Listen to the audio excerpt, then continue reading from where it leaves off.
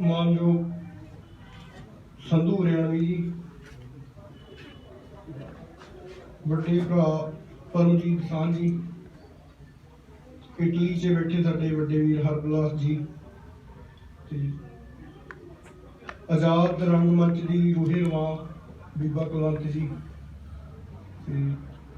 Doctor Vinod Kumar ji, doctor Rupinder Singh ji, Tony Dosanjh जी, ते होर सारे मित्र प्यारे कवि जन, सब का बहुत बहुत मैं धन्नवादी भी हाँ। तो सब नूं बहुत बहुत सारा प्यार। जो असीं इत्थे माहौल देख रहे हैं, मतलब गिणती मैनूं लगदा इन्नी इंपोर्टेंट नहीं, जिहड़ी गुणवत्ता की गल जो असीं क्वालिटी की गल करते हैं, वो दर्शन सानूं बहुत मतलब गंभीरता दे नाल जिहड़े आ हो रहे आ। सो चज की गल करने वाले बंदे जिहड़े आ इत्थे इकट्ठे हुए आ, उन्हां दे दर्शन असीं कर रहे हैं। तो इस गल की बहुत खुशी मिली आ। बीबा कुलवंत जी ने जिवें कंक्रीट के जंगलों के विच मंगल लाया होया, वो बहुत तसल्ली देने वाला कार्य हैगा। क्योंकि अजकल बहुत सारा कुछ असीं इकट्ठा करी जाने आ, पदार्थ की जिवें दौड़ लगी हुई आ, उस सारे सिलसिले के चलदियां जे कुछ रूहां कुछ इवें दा विलखण काम कर रही, समाज नूं सेध देण वाला, समाज नूं अगे लैके जाण वाला, बराबरी वाला, ते किते किते विद्रोह की एक जां नाबरी की जिहड़ी सुर पैदा करने वाला, वो मैनूं लगदा भी ये साडी जान प्राण वर्गी गल ही आ। क्योंकि बंदे का पैदा होना जां साजो समान इकट्ठा कर लेना जां बच्चों नूं पढ़ा लिया जां आम जिहड़ी रूटीन की जिंदगी जिउं के चले जाना, ये कोई इहदे लई कोई खास मतलब असीं वखरा नहीं कर रहे, ये कोई आम ही हरेक ही कर रहा है।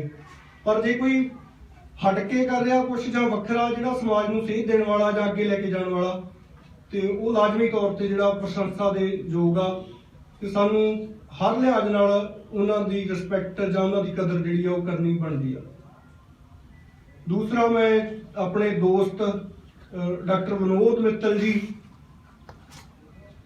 उन्हां दा बहुत प्रशंसक भी आ, उन्हां दा पाठक भी आ, ते उन्हां दे काम नूं हमेशा मतलब कि नेड़ों देखदा ते पढ़दा सुनदा जां उन्हां नाल विचार वटांदरा जिहड़ा करदा रहिंदा।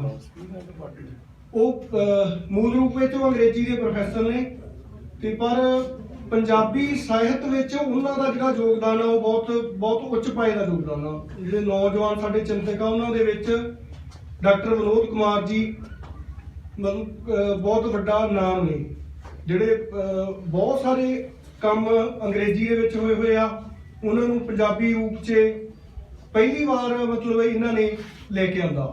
खास तौर पर जो नारीवाद की गल करते हैं असीं, वो पंजाबी दे विच पहला प्रोजैक्ट सीगा जिहड़ा डॉक्टर विनोद कुमार हुणी साडे सामने लैके आए।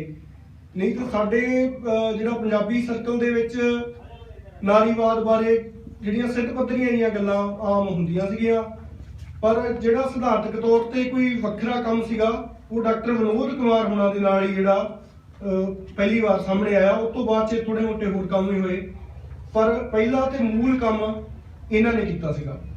उस तो बाद होर भी इन्हां ने अनुवाद के कुछ काम कीते, ते आ हुण जिहड़ी लेटेस्ट इन्हां दी किताब विचारधारा विचारधारक चेतना अते अल्थूसर, पंजाबी वाले असीं अल्थूसर कह दिंदे आ, इन्हां ने अल्थूसे जिहड़ा अंग्रेजी के हिसाब नाल नाम अपना लिआंदा।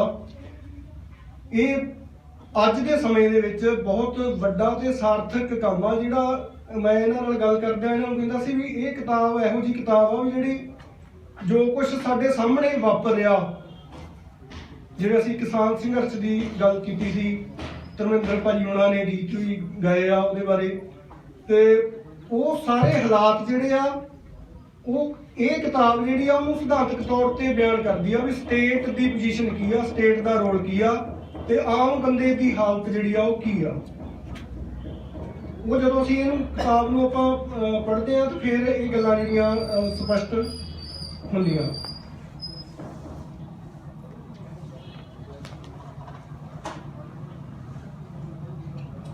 ਇਹ ਕਿਤਾਬ ਜਿਹੜੀ ਆ ਮੇਰਾ ਜ਼ਿਆਦਾ ਫੋਕਸ ਇਸ ਕਿਤਾਬ ਤੇ ਹੀ ਰਹੂਗਾ, ਕਿਉਂਕਿ ਸਾਡਾ ਉਚੇਚਾ ਉਦੇਸ਼ ਜਿਹੜਾ ਸੀਗਾ ਉਹ ਕਿਤਾਬ ਬਾਰੇ ਗੱਲਬਾਤ ਕਰਨ ਲਈ ਸੀਗਾ।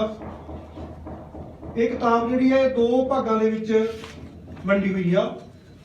ਪਹਿਲਾ ਭਾਗ ਜਿਹੜਾ ਇਹਨਾਂ ਦਾ ਮੌਲਿਕ ਇਹਨਾਂ ਦੀ ਜਿਹੜੀ ਆਲੋਚਨਾ ਉਹਦੇ ਨਾਲ ਸੰਬੰਧਿਤ ਆ, ਜਿਹਦੇ ਵਿੱਚ 5 ਵੱਖਰੇ ਵੱਖਰੇ ਵਿਦਵਾਨਾਂ ਦੇ ਜਿਹੜੇ ਦ੍ਰਿਸ਼ਟੀਕੋਣ ਆ, ਵਿਚਾਰਧਾਰਾ ਕੀ ਆ ਉਹਦੇ ਬਾਰੇ ਆ। ਤੇ ਜਿਹੜਾ ਲਾਸਟ ਵਾਲਾ ਭਾਗ ਹੈਗਾ ਵਾ ਉਹਦੇ ਵਿੱਚ ਇਹਨਾਂ ਨੇ ਜਿਹੜਾ ਅਲਥੂਸਰ ਆ ਉਹਦੇ ਇੱਕ ਲੇਖ ਦਾ ਜਿਹੜਾ ਅਨੁਵਾਦ ਜਿਹੜਾ ਸ਼ਬਦ ਦਾ ਸ਼ਬਦ ਉਹ ਕੀਤਾ ਹੈਗਾ। ਮੈਂ ਅਲਥੂਸਰ ਦੇ ਜੀਵਨ ਬਾਰੇ ਜਿਹੜਾ ਉਹ ਗੱਲ ਬੀਬਾ ਜੀ ਨੇ ਬੜੀ ਵਧੀਆ ਤਰੀਕੇ ਨਾਲ ਕਰ ਦਿੱਤੀ ਆ, ਉਹਨੂੰ ਮੈਂ ਹੁਣ ਦੁਹਰਾਉਣ ਦੀ ਜਿਹੜੀ ਆ ਲੋੜ ਨਹੀਂ ਮਹਿਸੂਸ ਕਰਦਾ।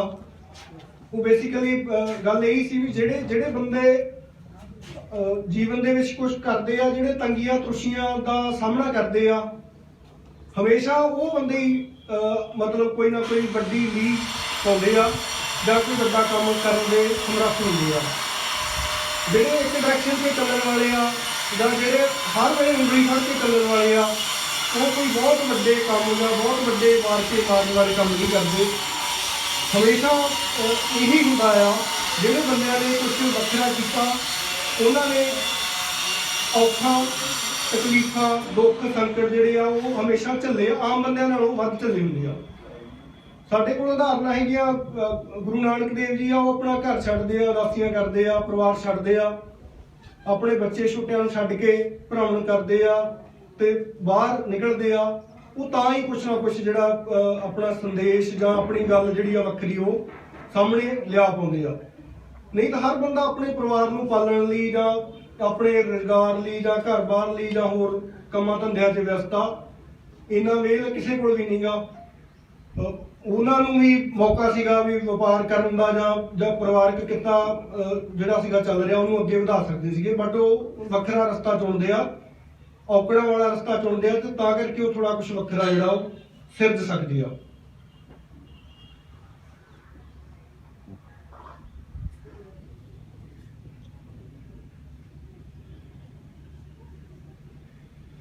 ਬੇਸਿਕਲੀ ਜਦੋਂ ਸਟੇਟ ਦੀ ਗੱਲ ਵਿਨੋਦ ਕੁਮਾਰ ਨੇ ਵਾਰ-ਵਾਰ ਜਿਹੜੀ ਅਲਥੂਸਰ ਨੂੰ ਆਧਾਰ ਬਣਾ ਕੇ ਨਾ ਕੀਤੀ ਆ ਸਟੇਟ ਬਾਰੇ, ਸਟੇਟ ਨੂੰ ਜਿਵੇਂ ਮੈਂ ਸਮਝਣ ਦੀ ਕੋਸ਼ਿਸ਼ ਕੀਤੀ ਆ ਇਹਨਾਂ ਦੀਆਂ ਉਦਾਹਰਨਾਂ ਦੇ ਨਾਲ, ਉਹ ਕਿਤੇ ਕਿਤੇ ਐ ਲੱਗਦਾ ਵੀ ਸਟੇਟ ਅਸੀਂ ਇਕੱਲਾ ਸਰਕਾਰ ਨੂੰ ਸਟੇਟ ਮੰਨ ਲੈਂਦੇ ਆ, ਵੀ ਸਾਨੂੰ ਦੇਸ਼ ਦਾ ਪ੍ਰਧਾਨ ਮੰਤਰੀ ਸਟੇਟ ਲੱਗਦਾ ਜਾਂ ਪੰਜਾਬ ਦਾ ਮੁੱਖ ਮੰਤਰੀ ਜਾਂ ਮੰਤਰੀ ਉਹ ਸਟੇਟ ਲੱਗਦੇ ਆ।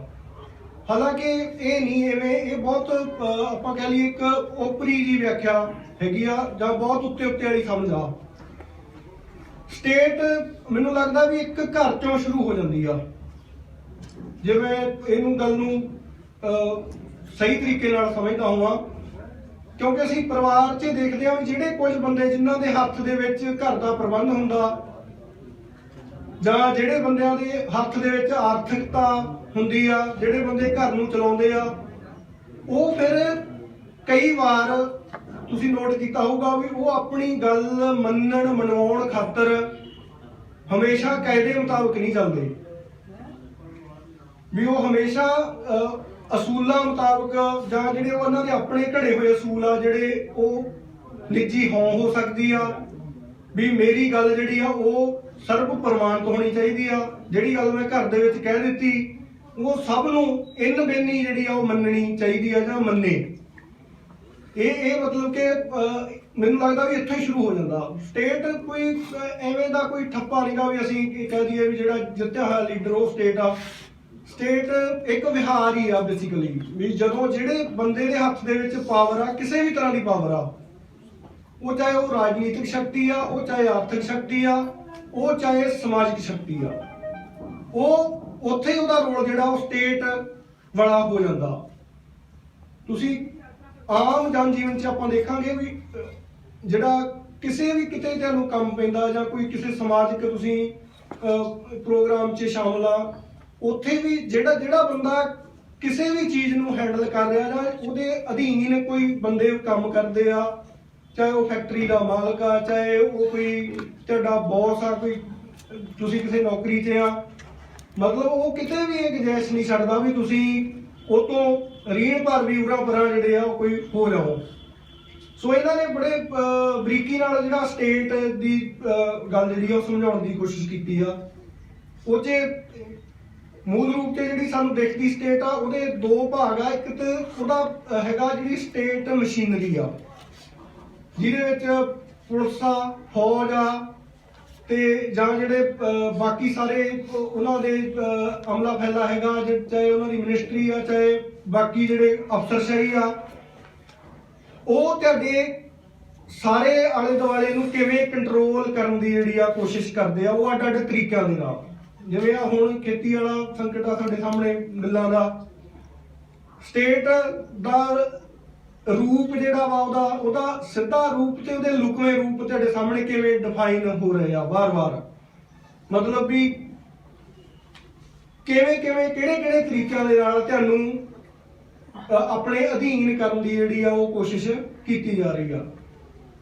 ਮਸਲਾ ਬਿੱਲਾਂ ਨੂੰ ਛੱਡਣ, ਰੱਦ ਕਰਨ ਜਾਂ ਉਹਨਾਂ ਨੂੰ ਪਾਸ ਜਾਂ ਫੇਲ ਕਰਨ ਦਾ ਨਹੀਂ ਹੈਗਾ ਐਡਾ। ਮਸਲਾ ਸਿਰਫ ਸਟੇਟ ਦੀ ਹੋਣ ਦਾ ਜਾਂ ਉਹਦੀ ਮਰਜ਼ੀ ਦਾ, ਵੀ ਮੇਰੀ ਮਰਜ਼ੀ ਤੋਂ ਬਿਨਾ ਕੋਈ ਕੰਮ ਇਸ ਮੁਲਕ ਦੇ ਵਿੱਚ ਹੋ ਨਹੀਂ ਸਕਦਾ। ਇਹੀ ਮਤਲਬ ਸਟੇਟ ਦਾ ਜਿਹੜਾ ਰੂਪ ਹੈਗਾ। ਉਹਦੇ ਵਾਸਤੇ ਫਿਰ ਜਿਹੜਾ ਬਾਕੀ ਪ੍ਰਪੰਚ ਆ, ਚਾਹੇ ਉਹ ਮਿਨਿਸਟਰੀ ਆ, ਚਾਹੇ ਉਹ ਫੌਜ ਆ, ਚਾਹੇ ਉਹ ਪੁਲਿਸ ਆ, ਚਾਹੇ ਉਹਨਾਂ ਦੇ ਹੋਰ ਟੂਲ ਆ ਜਿਹੜੇ ਉਹ ਜਿਹੜੀ ਟੂਲ ਕਿੱਟ ਕਹੀ ਜਾਂਦੇ ਆ ਹਨਾ, ਉਹ ਸਾਰਾ ਕੁਝ ਉਹਦੇ ਆਲੇ ਦੁਆਲੇ ਜਿਹੜਾ ਸਰਕਲ ਕਰਦਾ ਤਾਂ ਉਹ ਸਾਰਾ ਕੁਝ ਆਪੋ ਆਪਣੇ ਤਰੀਕੇ ਨਾਲ ਉਹਦੀ ਭਰਪਾਈ ਕਰਨ ਲਈ ਜਾਂ ਉਸ ਗੱਲ ਨੂੰ ਫੁੱਲਫਿਲ ਕਰਨ ਲਈ, ਉਹਨਾਂ ਦੇ ਆਰਡਰ ਨੂੰ ਫੁੱਲਫਿਲ ਕਰਨ ਲਈ ਆਪਣਾ ਸਾਰਾ ਤਣਾ ਬਣਾ ਜਿਹੜਾ ਉਧਰ ਨੂੰ ਝੋਕ ਦਿੰਦੇ ਆ। ਦੂਸਰਾ ਇਹਨਾਂ ਨੇ ਨਾਲ ਇਹਦੇ ਜੋੜੀ ਆ ਗੱਲ ਜਿਹੜੀ ਉਹ ਸਟੇਟ ਅਪਡੇਟਸ ਦਾ ਜਿਹੜਾ ਪਾਰਟ ਹੈਗਾ ਵਿਚਾਰਧਾਰਾ। ਵਿਚਾਰਧਾਰਾ ਜਿਹੜਾ ਮੈਨੂੰ ਲੱਗਦਾ ਵੀ ਬਹੁਤ ਅਹਿਮ ਪੱਖ ਹੈਗਾ ਇਸ ਐਂਗਲ ਤੋਂ, ਕਿਉਂਕਿ ਤੁਹਾਨੂੰ ਇਹ ਗੱਲ ਪਤਾ ਹੀ ਨਹੀਂ ਲੱਗਣ ਦਿੱਤੀ ਜਾਂਦੀ ਵੀ ਤੁਸੀਂ ਕਿਹਦੀ ਬੋਲੀ ਬੋਲ ਰਹੇ ਆ। ਹਰ ਬੰਦੇ ਨੂੰ ਲੱਗਦਾ ਵੀ ਮੈਂ ਆਪਣੀ ਗੱਲ ਕਰ ਰਿਹਾ, ਪਰ ਅਸੀਂ ਉਹ ਆਪਣੀ ਗੱਲ ਕਰ ਰਹੇ ਹਾਂ, ਕਰਦਿਆਂ ਹੋਇਆਂ ਵੀ ਆਪਣੀ ਗੱਲ ਨਹੀਂ ਕਰ ਰਹੇ ਹੁੰਦੇ। ਮਤਲਬ ਉਹ ਜਿਵੇਂ ਕਹਿੰਦਾ ਨਾ ਵੀ ਉਹ ਤੂੰ ਨਹੀਂ ਬੋਲਦੀ ਰਕਾਨੇ, ਤੂੰ ਨਹੀਂ ਬੋਲਦੀ ਹਨਾ, ਉਹ ਭਾਵੇਂ ਦੇਖਣ ਨੂੰ ਸਾਨੂੰ ਗੀਤ ਲੱਗਦਾ ਜਾਂ ਪਪੂਲਰ ਗੀਤ ਲੱਗਦਾ, ਪਰ ਉਹ ਤੁਹਾਡੇ ਆਲੇ ਦੁਆਲੇ ਤੇ ਬਹੁਤ ਢੁਕਦੀ ਆ ਗੱਲ। ਹਰ ਬੰਦੇ ਦੇ ਅੰਦਰ ਕੁਛ ਨਾ ਕੁਛ ਬੋਲ ਰਿਹਾ, ਮਤਲਬ ਉਹ ਬਹੁਤੀ ਵਾਰੀ ਜਿਹੜਾ ਸਟੇਟ ਦਾ ਵਰਜਨ ਹੀ ਬੋਲ ਰਿਹਾ ਹੁੰਦਾ ਉਹਦੇ ਅੰਦਰ।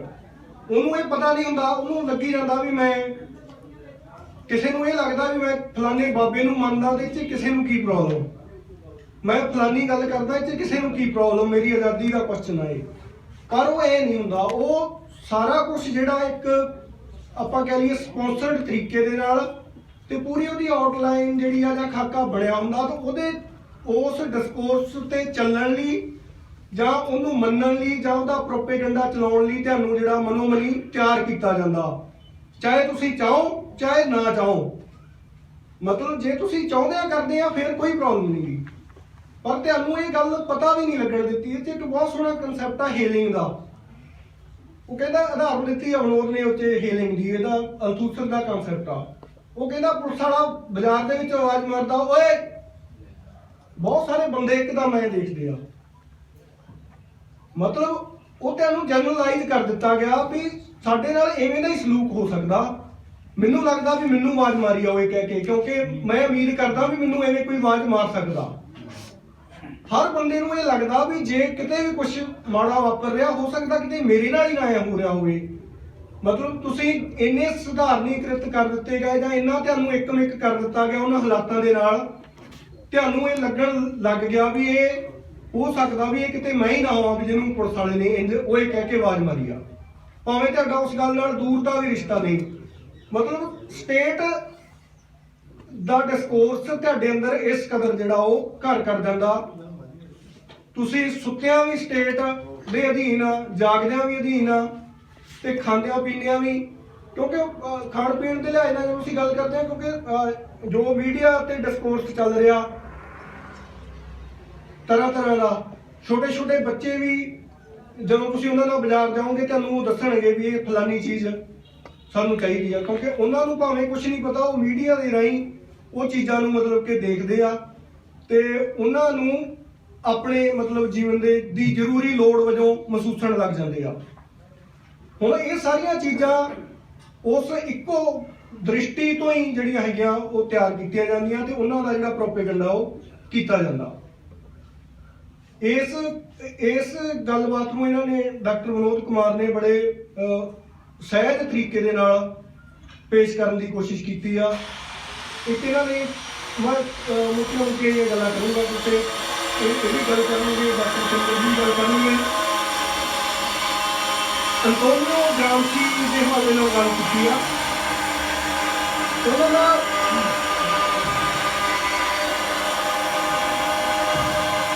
ਉਹ ਗੱਲ ਕਰਦੇ ਆ,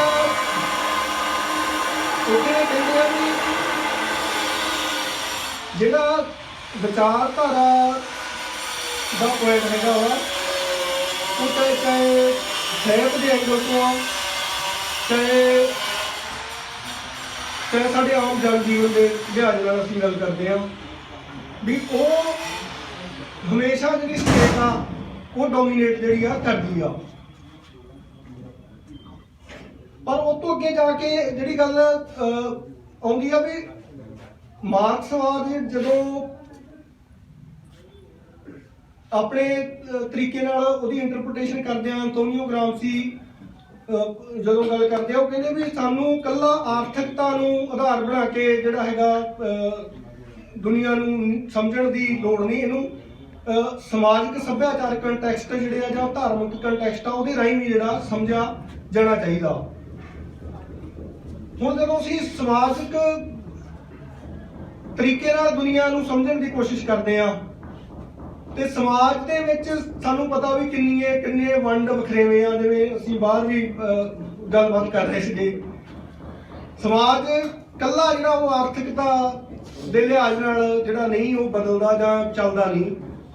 ਕੋਈ ਬੰਦਾ ਕਿੰਨਾ ਵੀ ਅਮੀਰ ਕਿਉਂ ਨਾ ਹੋ ਜੇ, ਜਦੋਂ ਉਹ ਮਤਲਬ ਕਿ ਆਪਣੇ ਜਨ ਜੀਵਨ ਦੇ ਵਿੱਚ ਵਿਚਰਦਾ ਤੇ ਉਹਨੂੰ ਕੱਲਾ ਆਰਥਿਕਤਾ ਦੇ ਨਾਲ ਨਹੀਂ ਦੇਖਿਆ ਜਾਂਦਾ, ਉਹਨੂੰ ਦੇਖਣ ਦੇ ਹੋਰ ਬਹੁਤ ਸਾਰੇ ਪੈਰਾਮੀਟਰ ਆ ਜਿਨ੍ਹਾਂ ਵਿੱਚ ਉਹਦੀ ਜਾਤ ਕੀ ਆ ਬੰਦੇ ਦੀ, ਠੀਕ ਆ, ਉਹਦਾ ਪੂਰਾ ਕੁਰਸੀਨਾਮਾ ਖੰਗਾਲਣ ਦੀ ਕੋਸ਼ਿਸ਼ ਹੁੰਦੀ ਆ। ਫਿਰ ਉਹਨੂੰ ਕਿਵੇਂ ਦੀ ਸਪੇਸ ਦੇਣੀ ਆ ਇਹ ਤੈਅ ਹੁੰਦਾ, ਨਾ ਕਿ ਮਤਲਬ ਵੀ ਉਹ ਬੰਦਾ ਕਿੰਨਾ ਧਨੀ ਆ। ਤੁਹਾਡੇ ਇੱਥੋਂ ਇਲਾਕੇ 'ਚੋਂ ਬਹੁਤ ਸਾਰੇ ਸੱਜਣ ਮੈਨੂੰ ਲੱਗਦਾ ਵੀ ਵਧੀਆ ਆਰਥਿਕ ਹਾਲਤ ਵਾਲੇ ਵੀ ਹੋਣਗੇ ਤੇ ਪਰ ਆਪਾਂ ਇਹ ਜਾਣਦੇ ਆ ਵੀ ਇਹ ਚੰਗੀ ਆਰਥਿਕ ਹਾਲਤ ਹੁੰਦਿਆਂ ਵੀ ਬਹੁਤ ਸਾਰੀਆਂ ਚੀਜ਼ਾਂ ਜਿਹੜੀਆਂ ਜਾਤ ਬਰਾਦਰੀ ਜਾਂ ਹੋਰ ਇਹ ਖਹਿੜਾ ਨਹੀਂ ਛੱਡਦੀਆਂ, ਜਾਂ ਜਿਹੜੇ ਸਮਾਜਿਕ ਕੰਸਰਨ ਆ ਉਹ ਖਹਿੜਾ ਨਹੀਂ ਛੱਡਦੇ।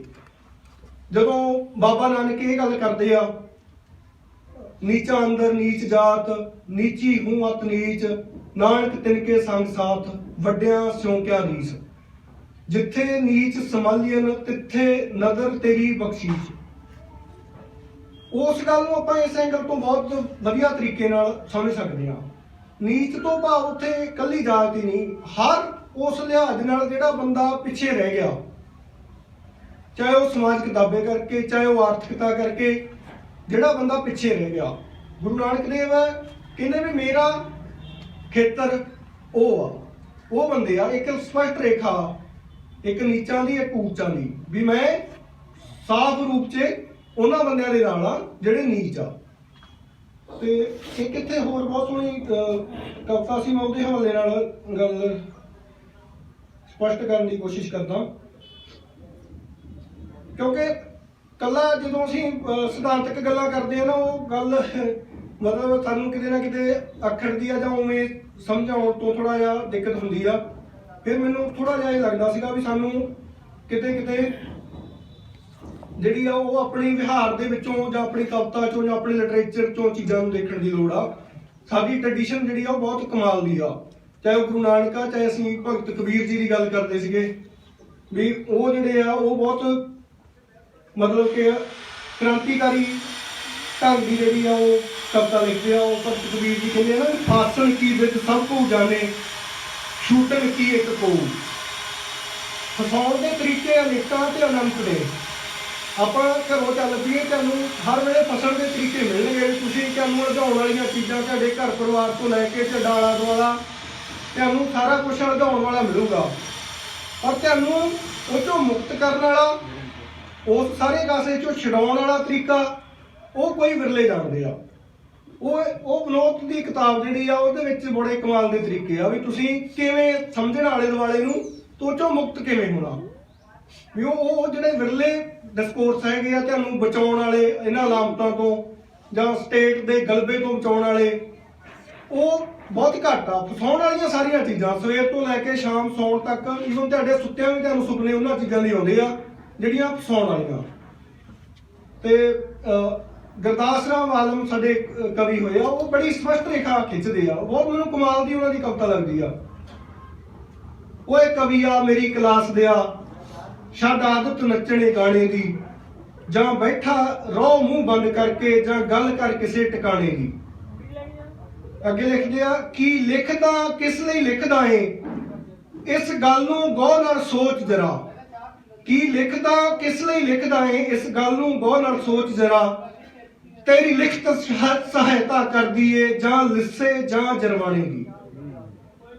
ਇਹ ਮੈਨੂੰ ਬਹੁਤ ਕਮਾਲ ਦੀ ਉਹਨਾਂ ਦੀ ਕਵਿਤਾ ਲੱਗਦੀ ਆ। ਸ਼ਬਦ ਉਹਨਾਂ ਨੇ ਪਤਾ ਨਹੀਂ ਕਿੱਥੋਂ ਲਿਆਂਦੇ ਆ, ਲਿੱਸਾ ਤੇ ਜਰਮਾਨਾ, ਜਿਹੜੇ ਅਸੀਂ ਪ੍ਰੋਲਟੇਰੀ ਤੇ ਬੁਰਜੂਆ ਕਹਿੰਦੇ ਆ ਨਾ, ਜਿਹੜੇ ਆਪਣੇ ਅਗਾਂਹ ਵਧੂ ਬੰਦੇ ਆ ਉਹ ਇਹਨੂੰ ਐਵੇਂ ਵਰਤਦੇ ਆ ਨਾ, ਪ੍ਰਗਤੀਸ਼ੀਲ ਤੇ ਜਿਹੜੇ ਦੂਸਰੇ ਆ। ਪਰ ਆਹ ਜਿਹੜੇ ਲਿੱਸੇ ਤੇ ਜਰਮਾਨੇ ਆ ਸਾਡੇ ਸੱਭਿਆਚਾਰ ਦੇ ਦੋ ਸ਼ਬਦ ਆ। ਬਾਬਾ ਨਾਨਕ ਵੀ ਉੱਥੇ ਇਹ ਲਿੱਸਿਆਂ ਨਾਲ ਖੜਦਾ, ਤੇ ਗੁਰਦਾਸ ਰਾਮ ਆਲਮ ਜਿਹੜਾ ਉਹ ਵੀ ਕਹਿੰਦਾ ਵੀ ਇਹ ਰੇਖਾ ਸਪਸ਼ਟ ਕਰਨੀ ਪਊ ਸਾਨੂੰ ਵੀ ਤੂੰ ਕਿਹੜੇ ਬੰਦੇ ਨਾਲ ਆ, ਤੂੰ ਲੀਕ ਤੂੰ ਕਿੱਧਰ ਆ, ਇੱਧਰ ਆ ਜਾਂ ਉੱਧਰ ਆ, ਵਿੱਚ ਵਿਚਾਲਾ ਇੱਥੇ ਕੋਈ ਨਹੀਂਗਾ। ਹੁਣ ਮੈਨੂੰ ਲੱਗਦਾ ਵੀ ਸਮਾਂ ਇਸ ਗੱਲ ਦਾ ਹੀਗਾ ਵੀ ਸਾਨੂੰ ਇਹ ਤੈਅ ਕਰਨਾ ਪਊਗਾ ਵੀ ਅਸੀਂ ਕਿਹਦੇ ਨਾਲ ਆ। ਮਤਲਬ ਵਿੱਚ ਵਿਚਾਲਾ ਨਹੀਂ ਹੋ ਸਕਦਾ ਕੋਈ ਵੀ, ਮਤਲਬ ਇਹ ਹੁਣ ਉਹ ਟਾਈਮ ਨਹੀਂ ਹੈਗਾ ਵੀ ਅਸੀਂ ਕਹੀਏ ਵੀ ਇੱਧਰ ਆ ਜਾਂ ਉੱਧਰ ਆ। ਗੱਲ ਸਪਸ਼ਟ ਹੋਊਗੀ ਬਹੁਤ। ਸੋ ਸਾਡੇ ਲਿਟਰੇਚਰ ਸਿਰ, ਸਾਡੇ ਚਿੰਤਕਾਂ ਸਿਰ ਇਹ ਜ਼ਿੰਮੇਵਾਰੀ ਆਣ ਪਈ ਆ ਵੀ ਜਦੋਂ ਇਹ ਫੈਸਲਾ ਲੈਣ ਦੀ ਘੜੀ ਆ ਵੀ ਅਸੀਂ ਲਿੱਸਿਆਂ ਨਪੀੜਿਆਂ ਹੋਇਆ ਲੋਕਾਂ ਦੇ ਨਾਲ ਖੜਨਾ, ਜਾਂ ਜਿਹੜੇ ਸ਼ਾਸਕ ਆ ਜਾਂ ਸਮਾਜ ਨੂੰ ਆਪਣੇ ਅਨੁਕੂਲ ਚਲਾਉਣ ਵਾਲੇ, ਸਾਡੇ ਤੇ ਗਲਬਾ ਆਪਣਾ ਕੱਸਣ ਵਾਲੇ, ਸਾਡੀ ਸੋਚ ਨੂੰ ਗੁਲਾਮ ਬਣਾਉਣ ਵਾਲੇ ਲੋਕ ਆ ਜਿਹੜੇ, ਅਸੀਂ ਉਹਨਾਂ ਮੁਤਾਬਕ ਚੱਲਣਾ। ਇਹ ਤਰੀਕੇ ਦੋ ਹੀ ਆ ਬਸ, ਸਾਡੀ ਸਮਝ ਦੇ, ਸਾਡੀ ਸੋਚ ਦੇ। ਸੋ ਜੇ ਅਸੀਂ ਇਸ ਤਰੀਕੇ ਨਾਲ ਸੋਚੀਏ ਤਾਂ ਸਾਨੂੰ ਨਿਸ਼ਚਿਤ ਤੌਰ ਤੇ ਲੱਗੂਗਾ ਵੀ ਇਹ ਰਸਤਾ ਭਾਵੇਂ ਔਖਾ, ਭਾਵੇਂ ਕਸ਼ਟ ਦੇਣ ਵਾਲਾ, ਭਾਵੇਂ ਚੈਲੰਜ ਦੇਣ ਵਾਲਾ ਜਾਂ ਬਹੁਤ ਮੁਸ਼ਕਲਾਂ ਵਾਲਾ, ਪਰ ਜੇ ਕੋਈ ਕ੍ਰੀਏਟੀਵਿਟੀ ਹੋਣੀ ਆ ਜਾਂ ਕੋਈ ਉਸਾਰੂ ਕੰਮ ਹੋਣਾ, ਉਹ ਇਸੇ ਰਸਤੇ ਤੇ ਹੋਣਾ। ਨਹੀਂ ਤਾਂ ਫਿਰ ਤੁਸੀਂ ਭਾਵੇਂ ਸੁੱਖ ਸਹੂਲਤਾਂ ਭਾਵੇਂ ਵੱਧ ਲੈ ਲਓ ਜਾਂ ਕੁਛ ਮਰਜ਼ੀ ਕਰ ਲਓ, ਪਰ ਤੁਸੀਂ ਉਸਾਰੂ ਸੋਚ ਵਾਲੇ ਜਾਂ ਅਗਾਂਹ ਵਧੂ ਸੋਚ ਵਾਲੇ ਇਨਸਾਨ ਜਿਹੜੇ ਆ ਉਹ ਨਹੀਂ ਬਣ ਸਕਦੇ। ਸੋ ਡਾਕਟਰ ਵਿਨੋਦ ਕੁਮਾਰ ਦੀ ਜਦੋਂ ਮੈਂ ਇਹ ਕਿਤਾਬ ਪੜ੍ਹਨੀ ਸ਼ੁਰੂ ਕੀਤੀ ਤਾਂ ਮੇਰੇ ਕੋਲ ਡਰਾਫਟ ਵੀ, ਅਸੀਂ ਕਾਫੀ ਡਿਸਕਸ਼ਨ ਸਾਡੀ, ਅਸੀਂ ਬਹੁਤ ਨੇੜਲੇ ਦੋਸਤ ਹਾਂ, ਤੇ ਮੈਨੂੰ ਬਹੁਤ ਮਤਲਬ ਮਾਣ ਮਹਿਸੂਸ ਹੋਇਆ ਵੀ ਜਿਹੜਾ ਅੱਜ ਜਦੋਂ ਪੂਰੇ ਪੰਜਾਬ 'ਚ ਨਹੀਂ, ਪੂਰੇ ਹਿੰਦੁਸਤਾਨ ਦੇ ਵਿੱਚ ਨਹੀਂ, ਬਾਹਰਲੇ ਵਿਦੇਸ਼ਾਂ ਵਿੱਚ ਵੀ ਸਾਡੇ ਜਿਹੜੇ ਦੋਸਤ ਆ ਉਹ ਇਸ ਗੱਲ ਬਾਰੇ, ਸਟੇਟ ਦੇ ਰੋਲ ਬਾਰੇ, ਵਿਚਾਰਧਾਰਾ ਬਾਰੇ ਜਾਂ ਇਹਨਾਂ ਸਾਰੇ ਮੁੱਦਿਆਂ ਨੂੰ ਬੜੇ ਨੇੜਿਓਂ ਦੇਖ ਰਹੇ ਆ। ਉਸ ਵੇਲੇ ਇਹ ਕਿਤਾਬ ਜਦੋਂ ਆਉਂਦੀ ਆ ਤਾਂ ਸਾਨੂੰ ਇਹ ਲੱਗਦਾ ਵੀ ਇਹਦਾ ਪ੍ਰੈਕਟੀਕਲ ਸਾਡੇ ਸਾਹਮਣੇ ਵਾਪਰ ਰਿਹਾ ਵੀ ਬੰਦੇ ਦੀ, ਆਮ ਬੰਦੇ ਦੀ ਹਾਲਤ ਕੀ ਆ। ਮਤਲਬ ਆਮ ਬੰਦਾ ਕੱਲਾ ਇਹ ਨਹੀਂਗਾ ਵੀ ਅਸੀਂ ਮਤਲਬ ਕਿ ਉਹਨੂੰ ਰੁਜ਼ਗਾਰ ਦੇ ਦਈਏ ਜਾਂ ਇਹ ਇੱਕ ਲੋੜ ਹੈਗੀ ਆ, ਪਰ ਉਹ ਤੋਂ ਅੱਗੇ ਵੀ ਇਹ ਆ ਵੀ ਉਹ ਬੰਦਾ ਸੁਤੰਤਰ ਸੋਚਣਾ ਕਿਵੇਂ ਸ਼ੁਰੂ ਕਰੇ, ਜਿਹੜਾ ਉਹਦਾ ਸੋਚਣ ਦੀ ਗੁਲਾਮੀ ਆ ਉਹ ਕਿਵੇਂ ਦੂਰ ਹੋਊਗੀ। ਇਹ ਸੋਚਣ ਦੀ ਗੁਲਾਮੀ ਤੋਂ ਜਿਹੜਾ ਮੁਕਤ ਕਰਨ ਦਾ ਵੱਡਾ ਹਾਸਲ ਆ। ਡਾਕਟਰ ਵਿਨੋਦ ਕੁਮਾਰ ਦੀ ਮਿਹਨਤ ਨੂੰ ਸਲਾਮ ਤੇ ਸਾਰੇ ਸਾਥੀਆਂ ਦੇ ਯਤਨਾਂ ਨੂੰ ਸਲਾਮ। ਅਸੀਂ ਭਾਵੇਂ ਗਿਣਤੀ 'ਚ ਘੱਟ ਹੋਈਏ, ਮੈਨੂੰ ਲੱਗਦਾ ਹਮੇਸ਼ਾ ਜਿਹੜਾ ਚੰਗੇ ਕੰਮ ਆ ਉਹਨਾਂ 'ਚ ਗਿਣਤੀ ਬਹੁਤੀ ਨਹੀਂ ਹੁੰਦੀ। ਉਹ ਆਵਾਜ਼ ਜਿਹੜੀ ਆ ਉਹ ਭਾਵੇਂ ਘੱਟ ਹੀ ਹੋਵੇ ਪਰ ਉਹ ਬਹੁਤ ਲਾਊਡ ਹੁੰਦੀ ਆ, ਉਹ ਬਹੁਤ ਦੂਰ ਤੱਕ ਲੋਕਾਂ ਦੇ ਕੰਨ ਜਿਹੜੇ ਆ ਉਹ ਖੋਲ੍ਹਦੀ ਆ। ਸੋ ਇਹ ਇਸ ਤਰ੍ਹਾਂ ਹੀ ਮੈਨੂੰ ਲੱਗਦਾ ਵੀ ਇਹ ਰਾਹ ਦਿਖਾਉਣ ਵਾਲੀ, ਗਿਆਨ ਦੀ ਜੋਤ ਜਗਾਉਣ ਵਾਲੀ ਤੇ ਗੂੰਗੇ ਬੋਲੇ ਜਿਹੜੇ ਕੰਨ ਆ ਉਹ ਖੋਲ੍ਹਣ ਵਾਲੀ ਆਵਾਜ਼ ਆ। ਸਾਰੇ ਦੋਸਤਾਂ ਨੂੰ ਮੈਂ ਅਪੀਲ ਕਰੂੰਗਾ, ਆਪਾਂ ਆਪਣੀ ਜਿਹੜੀ ਪੜ੍ਹਨ ਲਿਖਣ ਦੀ ਆਦਤ ਵਧਾਈਏ ਤੇ ਜਿਹੜੇ ਚੰਗੇ ਸਾਹਿਤ ਸਿਰਜਕ ਆ, ਚੰਗੇ ਬੰਦੇ ਆ, ਉਹਨਾਂ ਨਾਲ ਰਾਬਤੇ 'ਚ ਰਹੀਏ ਤੇ ਨਿਸ਼ਚਿਤ ਤੌਰ ਤੇ ਅਸੀਂ ਅੱਗੇ ਵਧਾਂਗੇ। ਬਹੁਤ ਬਹੁਤ ਧੰਨਵਾਦ ਦੋਸਤਾਂ ਦਾ।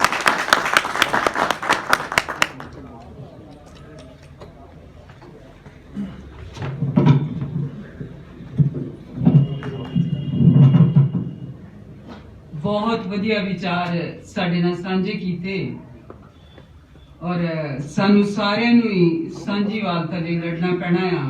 ਇਸ किताब ਦੇ ਆਧਾਰ ਤੇ ਸਾਨੂੰ ਸਾਰਿਆਂ ਨੂੰ ਸਾਂਝੀਵਾਲਤਾ ਦਾ ਰਸਤਾ ਚੁਣਨਾ ਪੈਣਾ ਆ ਕਿ ਉਧਰ ਨਾਗਾਂ ਦੇ ਪੁੱਤ ਤਿਹਾਏ ਸੀ, ਉਧਰ ਨਾਗਾਂ ਦੇ ਪੁੱਤ ਤਿਹਾਏ ਸੀ, ਇੱਧਰ ਚਿੜੀ ਦੇ ਘਰ ਕਾਂ ਪਰੌਣੇ ਆਏ ਸੀ। ਚਿੜੀ ਦਾ ਬਣ ਕੇ ਗੂੜਾ ਮਿੱਤਰ, ਚਿੜੀ ਦਾ ਬਣ ਕੇ ਗੂੜਾ ਮਿੱਤਰ ਜੋ ਉਹਦੇ ਆਲਣੇ ਚੋਂ ਉਹਦਾ ਹੀ ਬੋਟ ਲੈ ਗਿਆ ਸੀ। ਆਓ ਸਾਰੇ ਮਿਲ ਕੇ ਉਸ ਕਾਂ ਦੀ ਭਾਲ ਕਰੀਏ, ਆਓ ਸਾਰੇ ਮਿਲ ਕੇ ਉਸ ਕਾਂ ਦੀ ਭਾਲ ਕਰੀਏ।